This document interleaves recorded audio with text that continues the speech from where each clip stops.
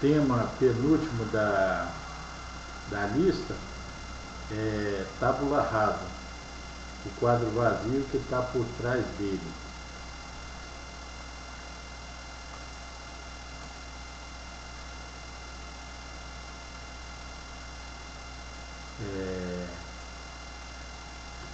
É uma expressão de John Locke. Eu fui confirmar porque minha memória é ruim. John Locke. Tábua raspada. Mas é o quadro negro, né? É o quadro que era negro, agora é branco, verde, tudo quanto é cor. Como se o ser humano estivesse sendo escrito do zero. Mas, conforme eu já falei e repeti, isso não é verdade, porque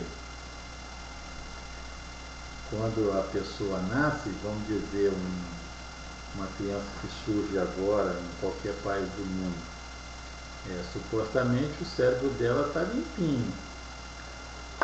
Isso é verdade. Existem duas coisas que a gente precisa relembrar. Em primeiro lugar, o ADN dela é uma evolução, o ADRN, de 13,73 bilhões de anos. Tudo do universo está expresso ali. Ela não começa realmente do zero. Começa depois de 13,73 bilhões de anos. Toda a fisicoquímica, toda a biologia P2, toda a psicologia P3. Quanto à biologia P2, existe a rede ecológica, a ecorrede, o biopatrimônio, que é de 10 a 100 milhões de espécies, talvez 30 milhões, ninguém sabe com precisão. Mas, segundo dizem, se for 10 milhões, diz que 99% dos seres foram extintos, sobrou 1%, que é igual a 10 milhões, então 100% é 1 bilhão de espécies. Esse ser que está nascendo, essa criança que está nascendo, é herdeira de todo esse bilhão de espécies, toda a rede que foi construída na Terra, todas as facilidades. Então, ela não está sendo escrita realmente na tábula rasa,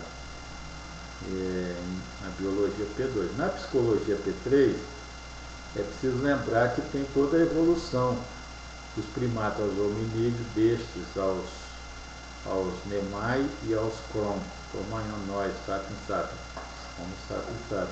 E a espécie humana, propriamente, não começou hoje, ela começou 80, 70 mil anos atrás, em Jericó, 12 mil anos de civilização, tem 12 mil anos. Então, aí volta a pilhazinha que é indivíduo, família, grupo e empresa. Cidade, estado, município, estado, nação e mundo. Então, 4 pessoas e 4 ambientes, assim, superpostos.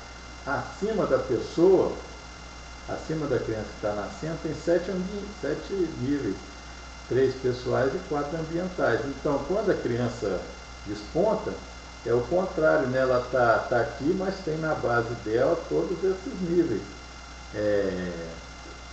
Tem 7 níveis embasando. Então, a criança, ela não surge no zero realmente. Ela surge, por exemplo, dentro de uma casa, lá no hospital, né, ou em qualquer um dos modos de nascer, mas aí ela tem uma casa com um berço, ela é um quintal, tem uma sala, tem todo o desenho da casa, tem a quadra, tem o bairro, tem a cidade, tem as linhas de produção e organização. Então a criança não nasce livre, igual o Rousseau dizia. Depois nós vamos poder reabordar esse tema, havendo tempo. Então a criança não nasce em tábula rasa. Agora, vamos analisar a mente dela, que não tem as coisas escritas. Ela nasce com as dependências em termos biológicos P2, ela nasce com um sistema externo e interno,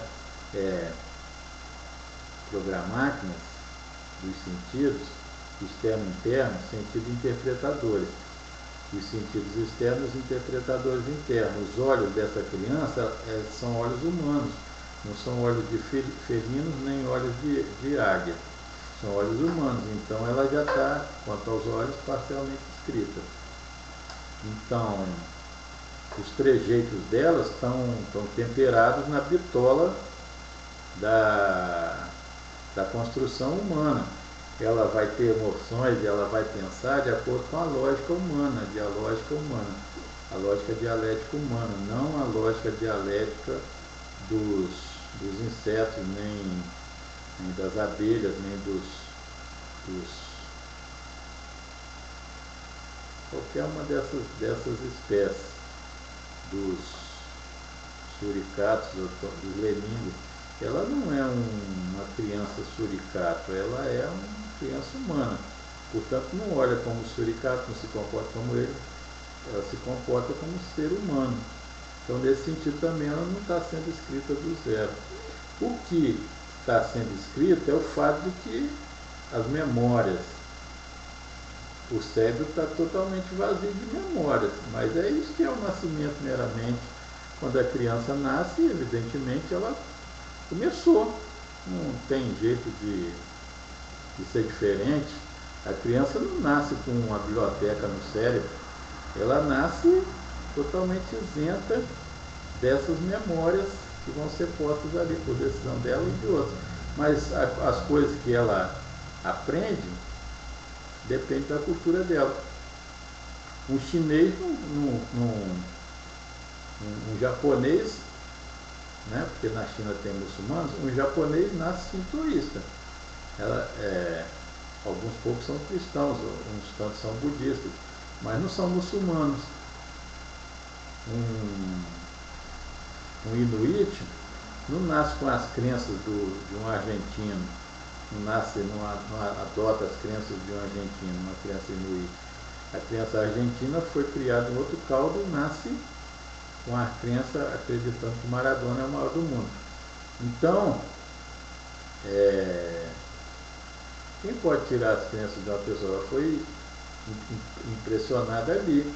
Então, de modo nenhum, a pessoa nasce em tábula rasa. Isso é só uma visão estreita de Luke, uma visão extremamente equivocada e interesseira, porque ele queria conduzir o pensamento das pessoas, queria convencer as pessoas de que aquilo que ele estava dizendo era certo. E não era absolutamente, só era quando focada aquela coisa ali. O cérebro é vazio, é uma criatura nova, está surgindo ali agora. Uma geladeira, antes do primeiro uso, ela teve uso? Não. É por isso que chama de primeiro uso. Um carro, antes da primeira partida, ele tinha feito funcionar o motor enquanto carro à venda? Não, só tinha feito lá na fábrica para poder verificar se o motor realmente responderia quando fosse acionado pelo proprietário. O navio, antes de ser colocado no mar, ele já navegou? Não, são as definições, meramente. Jean-Luc foi parcial. Todos aqueles filósofos, inclusive Darwin, foram parciais. Eles estreitaram as concepções até apontar para o funil, o ponto onde eles queriam conduzir os pensamentos. E as pessoas que estavam fora, os discípulos, os seguidores, aceitaram aquilo. Eles não raciocinaram mais amplamente, não arrebentaram o nó que tentava fechar a humanidade. Então, as pessoas só vão perceber o que passa pelos sentidos delas. O canal de admissão, os canais são os sentidos, não tem como ser diferente. Mas o que passa pelos sentidos? O que passa pelos sentidos é aquilo que a cultura quer que passe. Por mais que uma pessoa queira que um andino ou um alpino aceite que está vivendo num deserto, é difícil. A pessoa vê a neve, não vê o deserto. Então, meramente nessa dimensão que é aquilo admitido pelo sentido. porque não pode ser de outra forma, é o sentido que informa a pessoa, é uma tautologia.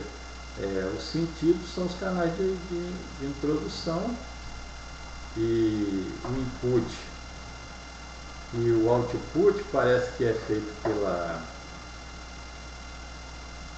pelo paladar. Não é, o paladar é um instrumento, é algo sobre a língua, as papilas gustativas. O paladar não é a mesma coisa que a língua. Quando a gente fala a língua do falar, a língua fala, isso diz respeito aos lábios, aos dentes, à oclusão, a glote, ao fechamento e abertura dos dois foros do pulmão, a expulsão e a admissão do ar. É um instrumento que se sobrepôs à língua paladar. A língua fala, usa o mesmo instrumento, quase o mesmo, né? Mas não é o mesmo, porque a língua paladar usa as papilas e o instrumental de informação do cérebro, ao passo que a língua fala é outra coisa, é outra porção do cérebro, outra maneira de registrar e usar. Então o que sai, a fala, é relativo à percepção de mundo. A percepção de mundo não vem meramente dos sentidos, vem da capacidade do cérebro de criar novas ideias, de recepcionar as antigas e tomar decisões e criar ideias novas. É isso que é a liberdade humana, a criação de ideias novas.